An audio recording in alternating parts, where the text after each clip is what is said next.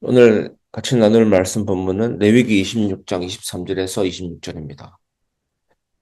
지난 새벽 예배 내용과 계속 이어집니다.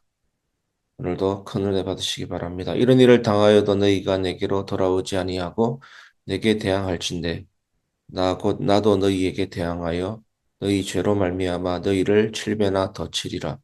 내가 칼을 너희에게로 가져다가 언약을 어긴 원수를 갚을 것이며 너희가 성읍에 모일지라도 너희 중에 연병을 보내고 너희를 대적의 손에 넘길 것이며 내가 너희가 의뢰하는 양식을 끊을 때에 열 여인이 한 화덕에서 너희 떡을 구워 저울에 달아주리니 너희가 먹어도 배부르지 아니하리라.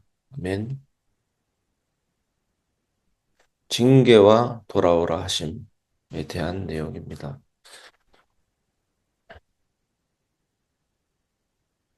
우리가 신앙생활 하다 보면 어느 순간 마음이 조금씩 굳을 때가 있습니다. 이 부분을 경계해야 됩니다. 늘 살아있어야 되고 심령이 가난해야 되고 하나님으로 굶주려져 있어야 됩니다. 언제 굳어집니까? 잘 될 때 굳어집니다. 안 될 때는 굳어지지 않습니다. 안 될 때는 간절해집니다. 하지만 뭔가 평안하다, 등이 따시고 배부르다 할 때 마음이 굳어질 수가 있습니다. 그래서 교회도 마찬가지입니다. 순수하게 시작했던 교회인데 사람이 많아지고 교회가 덩치가 커지게 되면 굳어지기 쉽습니다. 그렇게 안타깝게도 흔들리는 목회자들도 있는 것을 여러분도 알게 될 것입니다. 마음이 굳어지면 예배가 가벼워지고 예배가 가벼워지면 말씀이 잘 안 들어옵니다. 기도가 멀어집니다. 삶이 이상하게 막히기 시작합니다. 그래서 우리는 왜 이렇게 최근에 마음이 힘들지라고 생각이 들 때면 하나님은 이미 그 전부터 우리에게 작은 신호등, 경고를 켜고 계셨던 것입니다. 신호등을 켜신 이유는 심판하려 하는 것이 아니다. 지금까지 나누었습니다. 우리가 더 멀어지기 전에 멈추라고 부르시는 사랑의 경고이기 때문입니다. 오늘 레위기 26장 23절에서 26절도 지난번 새벽 예배처럼 하나님이 마지막으로 보내시는 가장 강렬한 신호등, 그것이 뭐냐면 전쟁, 질병, 기근. 이 사실은 나는 아직 너를 붙잡고 있다는 증거라고 말하고 있습니다. 오늘 새벽 이 말씀을 겁주는 말씀이 아니라 나를 지키기 위한 말씀으로 들었을 수 있기를 바랍니다. 첫 번째, 돌아오지 않으면 마음이 하나님과 반대 방향으로 흘러갑니다. 23절. 하나님은 이렇게 말씀하십니다. 이런 일을 당해도 너희가 내게 돌아오지 않고 나에게 대항한다면, 여기서 대항한다는 말은 하나님께 욕을 하거나 악을 행한다는 뜻이 아니라 하나님이 걸어가시는 방향과 내가 걷는 방향이 달라진다는 뜻입니다. 죄라는 것이 하말티아 관역에서 빗나가다라는 뜻 아니겠습니까? 방향이 다르다는 것입니다. 초대교회가 막 태동하였을 때 오순절 성령이 임하고 초대교회가 마치 아기처럼 첫 태동되었을 때 하나님은 교회의 거룩함, 순수함에 대해서 굉장한 하나님께서 마음을 다하시고 교회의 첫 태동기에는 하나님이 굉장히 신경을 쓰셨습니다. 인간적인 신경이라기보다 하나님의 사랑과 관심을 더 많이 가지셨습니다. 우리가 아기가 태어날 때도 최대한 집중을 합니다. 제대로 일어서고 걷고 제대로 살아가기 위한 모든 기초 부분에 우리가 최고의 신경을 씁니다. 교회의 태동기에도 마찬가지입니다. 거룩함과 순수함에 대해서 하나님이 가장 마음을 들였던 것입니다. 그런데 개척하자마자 터진 사건이 뭡니까? 아나니아 삽비라 사건. 단순히 재물을 숨겼다는 것이 아니라 가장 순수함을 지키고 하나님의 은혜로 교회가 급성장하고 그런 시기였습니다. 그래서 베드로의 그림자만 덮여도 바울의 앞속음만 스쳐 지나가도 병이 낫는 것은 뭡니까? 하나님이 교회 초기에 성장을 위해서 하나님이 베풀어 주신 기적이죠. 근데 그런 순수함과 거룩함을 지키고 하나님 나라 이루어질 초대교회가 성령의 역사하심에 의해서 진행이 되는데 아나니아 삽비라가 개인적인 욕심으로 헌금 원만을 감추고 이것은 별것 아닌 것 같아도 하나님의 흐름에 반대되는 그런 행위들이었습니다. 이게 언제 시작되냐면 말씀이 들리는데도 마음에 담지 않을 때 시작이 됩니다. 예배를 드리는데도 마음이 멀리 있을 때 이런 것들이 더 깊어집니다. 기도해야 하는 줄 아는데도 나중에 하자 하고 밀어버릴 때 굳어집니다. 결국 내 마음이 하나님과 다른 방향으로 흘러가면서 삶 전체가 서서히 흔들리기 시작합니다. 여러분, 죄라는 것, 특징, 한 번에 몰아붙이는 것이 아니다. 죄가 드러내놓고 나를 따르라 하지 않는다. 강단을 통해서 말씀드렸습니다. 특징은 서서히 조금씩입니다. 우리 인간의 죄로 인한 부패된 본성, 오염된 본성에 죄라는 유혹이 떨어지면 이성이 합리화하면 의지가 발동해서 죄를 짓게 되는 겁니다. 그래서 하나님은 아직 멀리 간 건 아니니까 돌아오라 라고 작은 신호를 주시는 것입니다. 그런데 그 신호를 무시하고 그냥 지나가기 시작하면 하나님은 조금 더 강한 신호를 보내십니다. 왜냐하면 우리가 더 멀어지면 더 아프고 더 무너지기 때문입니다. 하나님은 그것을 절대로 보고 싶지 않기 때문입니다. 두 번째, 하나님이 우리를 대항하신다는 것은 벌이 아니라 붙잡겠다는 뜻입니다. 하나님은 말씀하십니다. 나도 너희에게 대항하여 7배나 치겠다. 7배, 7 완전수. 계속해서 나오는 표현입니다.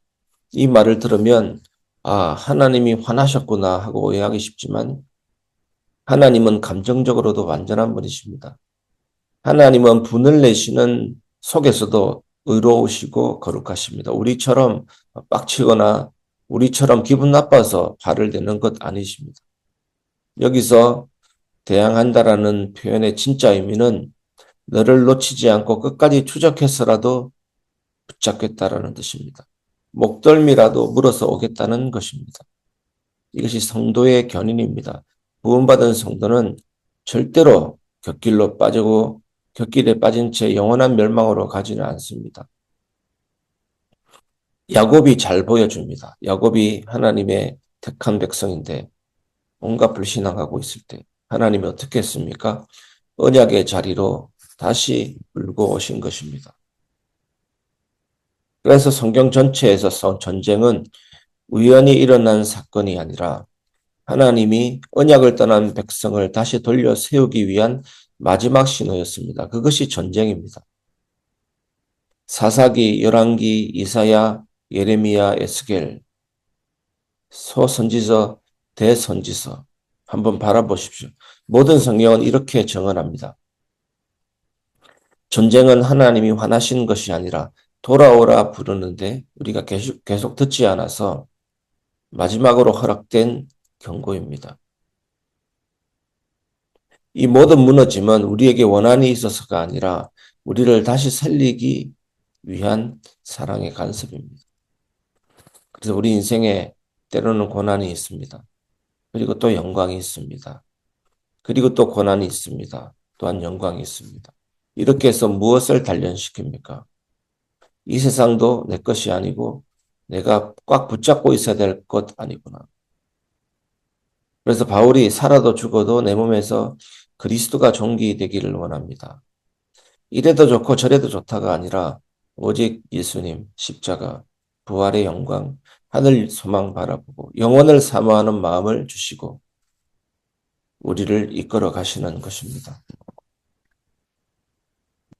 우리가 성읍에 모여 피하려 해도 우리가 스스로를 지키려 해도 대적에게 넘겨지는 이유는 하나님이 이렇게 말씀하시기 위함입니다. 이제는 정말로 멈추자. 더 이상 네 힘으로 도망치지 말자. 나에게 돌아오면 살 수 있다. 하나님이 얼마나 추적하시고 우리를 제자리로 이끌어 가시는 열망이 크신 분이신지 오늘 한번 묵상해 보시기를 바랍니다. 그래서 사도 바울이 그랬습니다. 나로 나된 것은 하나님의 은혜라. 바울이 자기 자신에 대해서 잘 알았던 사람 아니겠습니까? 세 번째, 하나님은 우리가 붙들던 것을 흔들어서 결국 하나님을 붙들게 하십니다. 26절. 하나님은 이렇게 말씀하십니다. 내가 너희가 의뢰하는 양식을 끊을 것이다. 여기서 우리는 중요한 진리를 하나 배웁니다. 하나님이 끊으시는 것은 양식이 아니라 우리의 의지입니다. 야복강 사건이 대표적인 사건입니다. 하나님이 야곱의 환도뼈를 치시고 절개하시고 이것이 뭡니까? 야곱을 괴롭히거나 야곱이 가졌던 재물을 꺾기 위함이 아닙니다. 야곱이 결국에는 자기가 노력으로 이룬 성과, 자기가 두떼 세떼 나누고 자기 가족들을 지키려고 했던 잔꾀, 아무런 쓸데없구나. 그래서 하나님이 축복하시지 않으면 나는 놓을 수 없습니다. 의지를 포기한 것입니다. 의지가 꺾인 것입니다. 그래서 하나님이 이름을 바꾸시고 네가 이겼다가 아니라 하나님이 져 주시면서 하나님의 은혜를 베풀어 주신 것입니다. 사실은 하나님이 지신 것이 아니라 야곱의 의지가 꺾였던 것입니다. 다메섹 도상에서도 바울을 보십시오. 사울이 바울 되기 전에 강한 부활의 영광의 빛이 비추고 그 의지를 꺾는 하나님을 볼 수 있습니다. 노예 상인 존 뉴턴도 그렇게 자기 중심으로 하나님 말씀과 어긋나게 노예를 팔고 샀던 사람인데 풍랑 속에서 의지가 완전히 꺾인 것입니다. 나 같은 죄인 살리신 주원의 놀라와 고백하게 된 것입니다. 우리는 살아가면서 이건 무너지면 안 돼 하고 붙잡는 것들이 있습니다. 안정된 수입, 중요한 관계, 미래에 대한 확신, 내 능력, 내 기술 이런 것들이 흔들릴 때 사람은 비로소 하나님을 찾습니다. 내 의지, 내 힘으로 안 되는구나 느낄 때입니다. 당연한 줄 알았고 자연스러운 것인 줄 알았고 내 것이라 생각했던 것인 줄 알았고 내가 노력 안 해도 유지되는 것들이라고 생각했는데 그런 것들이 꺾일 때 하나님 앞에 돌아서게 됩니다. 그래서 하나님은 양식을 끊으셔서 굶기려는 것이 아니라 내가 붙잡고 있던 우상을 흔들어서 다시 하나님을 붙잡게 하시는 것입니다. 열 여인이 한 화덕에서 빵을 굽고 처음에 저울에 달아줘도 배부르지 않는다. 이런 말이 오늘 본문에 나옵니다. 이것은 무슨 뜻입니까? 내가 아무리 노력을 해도, 내가 아무리 계산을 해도, 내가 아무리 성공해도 하나님이 중심이 아니면 절대 만족은 오지 않는다라는 뜻입니다. 가슴속의 허공을 바닷물로 채우는 것 같다. 바닷물을 먹어도 갈증이 해결되지 않습니다. 파스칼이라는 철학자가 그렇게 얘기했지 않습니까? 그래서 하나님은 우리를 무너뜨리지 않으려고 오히려 우리가 무너지기 전에 붙들고 흔들어 깨우시는 것입니다. 말씀을 마무리하겠습니다. 문제가 아니라 하나님의 손짓입니다. 사랑하는 여러분, 레위기 26장 23절에서 26절은 무섭게 들리지만 본문 전체가 외치는 메시지는 하나입니다. 나는 아직 너를 포기하지 않았다. 하나님은 우리를 부르시는 분이십니다. 그래도 우리가 듣지 아니하면 마지막 징계로 우리를 부르십니다. 오늘 말씀은 그것을 얘기합니다. 징계는 미움이 아닙니다. 징계는 포기하지 않았다는 가장 강한 증거입니다. 그래서 성경은 징계가 없는 사람은 사생하다 그랬습니다. 우리가 자녀를 징계하듯이 하나님 자녀니까 우리를 징계하십니다. 바르게 서라고, 십자가 위에 바르게 서라고 하나님은 우리를 징계하십니다. 그래서 지금 여러분의 삶에 문제처럼 보이는 일이 있다면 그것은 오히려 하나님의 손길입니다. 지금 멈추라고요. 지금 너에게 필요한 것은 해결이 아니라 돌아옴이라고 내가 너를 지키겠다라는 하나님의 말씀입니다.